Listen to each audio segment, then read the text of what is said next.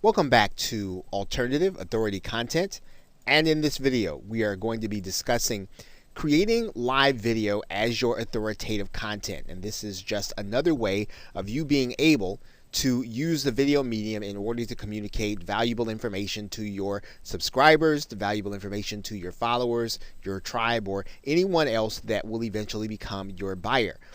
And one of the best ways to do that, to create that live video or create video in front of a live audience, is to use Google Hangouts. Using Google Hangouts on air, you will be able to broadcast your information using Google. All that you'll really need is your webcam, and you'll need the audio equipment that we talked about before, and then you will literally be able to broadcast, share your screen, to be able to speak, to be able to communicate. Anything that you can do in a live presentation, you'll be able to do on Google Hangouts. And it's a great way to be able to create, again, authoritative content, to position yourself as an expert, and to be spontaneous in the moment as you know your content extremely well. Now, in using Google's system, you can either use the webcam as we talked about, or you can also use a related system to Google Hangouts inside of YouTube called Wirecast. This will involve being inside of YouTube using their live streaming application that, again, relies on a program or software piece called Wirecast. You'll literally be using your camera, and you can record with multiple people in multiple places. It's a very handy application when you want to create live video in a different way, again, that will make it easy for your buyer or your prospect to know the content well enough for them to make a purchase. And whether you use Google Hangouts or whether you use Wirecast, it's a great way to get people to see your content.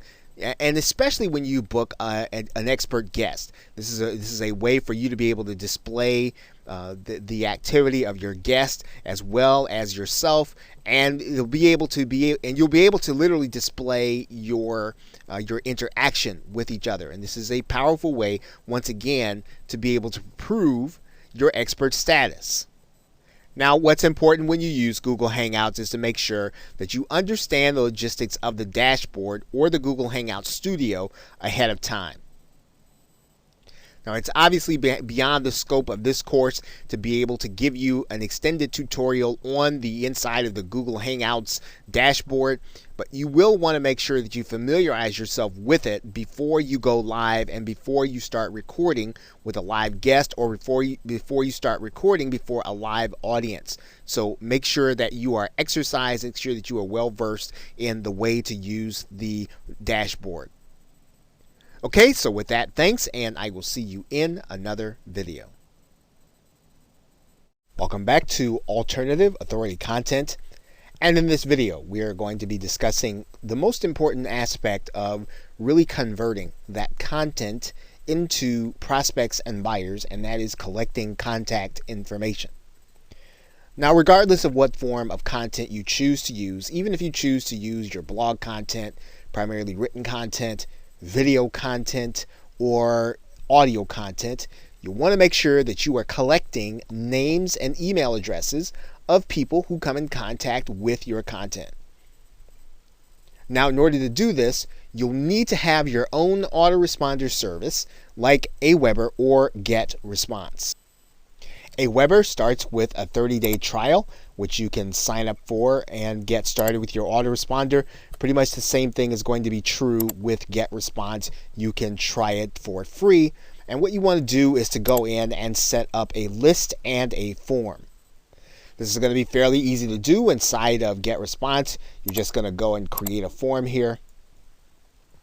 You're going to choose the template that you want. You're going to save and publish it.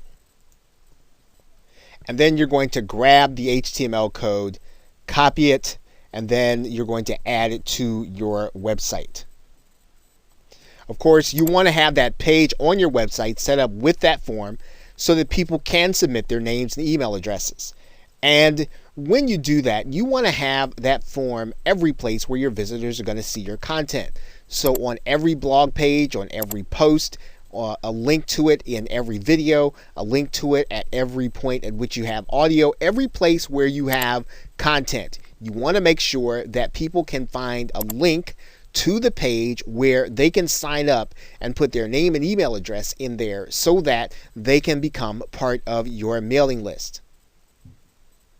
And you should be making sure to ask them to join your mailing list, right? Subscribe to your content or download your mobile application in every call to action.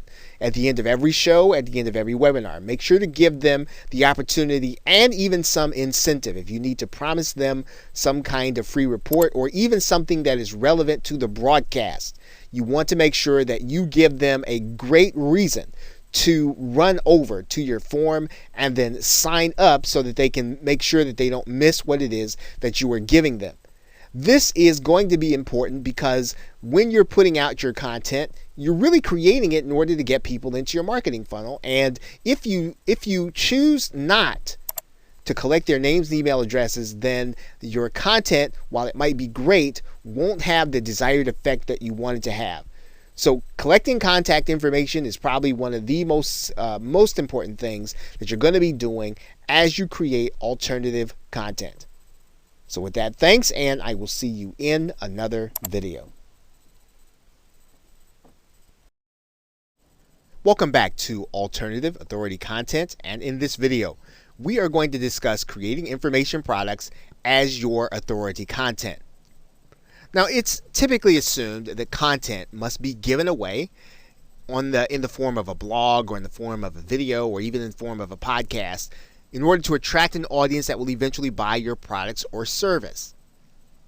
And of course, that is not always going to be the case with every marketer and or entrepreneur. There are other ways for you to use authority content in order to draw people into a marketing funnel that will eventually buy your products or service.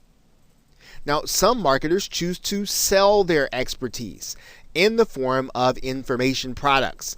Now, when we talk about an information product, we're basically talking about you getting a series of audios or videos or even a PDF or a book or a binder or something that will allow you to learn something new that you didn't know before or something that you want to sharpen your skill on.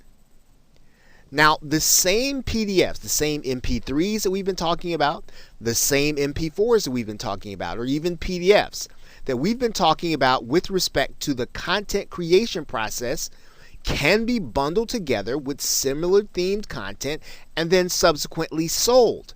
And this is what an information product is. It's basically all of the same content that we've been talking about creating, except we're going to bundle it together. We're going to make sure it's relevant according to a theme, and then we're going to sell it to the people who are actually looking for the information. And there are sites like Udemy.com and Skillshare that allow people to post this content and then sell it. Udemy is a place where anyone can actually take a course on anything that there is an instructor that has posted a course on here. And of course, not only can you learn, you can actually teach. So anything that you have a skill in or you like to teach, particularly in your area of expertise, you can literally place that information in the form of a course and have it available to people on Udemy in order to buy, and you can actually be paid in order to sell it. There are sites that are similar to Udemy, like Skillshare, that has the same kind of feel, same kind of arrangement that allow you to take your content, place it on the site, and allow other people who are in need of that content in order to buy it. Now, what's most important about this process is that you are establishing that a person is willing to pay for content and that they're interested in your subject matter. So that means that if you can put together content that people are going to be interested in and you've determined and you've established that they are willing to pay, well, then you will then know that this is not going to be someone who's just interested in kicking the tires or just wasting your time as a prospect. They're actually willing to spend real money in order to either accomplish a goal or solve a problem, and they're likely going to be willing to at least evaluate whether or not your product or service is going to fit their needs. Now, the next step in this process is going to be vital, and that is that you're going to want to be ready to collect names and email addresses of those that actually make the purchase. Now, there are ways to do that inside of Udemy. There are ways to do that inside of Skillshare. And even if they're not, you can make sure that this is something that you request people to do. You can ask them to sign up with their name and email address so that they can get more content, more information, so that they can get something that they want bad enough to give you their contact information. This really is the key to making the creation and selling of information products a viable way of being able to get people into your marketing funnel, viewing you as the authority, viewing you as the expert. Okay, so with that, thanks, and I will see you in another video. Welcome back to Alternative Authority Content, and in this video, we're going to briefly discuss how you select your topics for your content, as well as your subtitles. And really, they're really going to be one and the same. And the most important aspect of this discussion is to make sure that you do so carefully, that you do so with your viewers in mind, that in fact, you do so with your buyers in mind. Now, to be successful with your audio and video content, your posts or your show titles need to be done with a mixture of copywriting and search engine optimization because, first of all, you want people to be excited enough to click on your links as well as being able to find it in the search engines. And just as the case is with blogging, you got to make sure that your titles are such that people want to click them and open them. So your titles should be enticing. They should be exciting. They should reveal some of the mystery. They should not necessarily be written to describe what's happening in the video, but they should be written to describe what the benefit is going to be in the actual content that you are going to be showing them. Now, a significant portion of this will be taken care of by knowing your audience. And it is a step that once you understand what your audience truly wants, what you know what they're truly struggling with, what you know what their goals are, you will be able to create show titles, show content that people want to hear about, that people want to see, that they want to experience, and they will find your content a lot more engaging and get into it faster. So make sure that if you don't know this right now in your niche, make sure that you research and find out what they want to know about. What are they struggling with? What is it that they are trying to do in their lives that you can actually help them with, and that you have a product or a service that will fit the need that they have, and so that it will become the one solution that they can use in order to solve that problem or accomplish that goal. And you want to balance your title creation and your description by making sure that they're both done in a way so that the search engines will want to help people to find them. In other words, make sure that your descriptions are written with your keywords in them. Make sure that they have the enough content in them so that the search engines can tell what your content is about. Remember, you are describing the audio and video, but you're talking about the benefits, not just what's going to be in them. And so you want people to be able to find you according to the problem they're trying to solve, according to the benefit that they need, not just what's in the actual content. And that's going to mean that you want to make sure that you have your main keyword and keyword phrase in the title. Think about what you would want people to search for to find your content.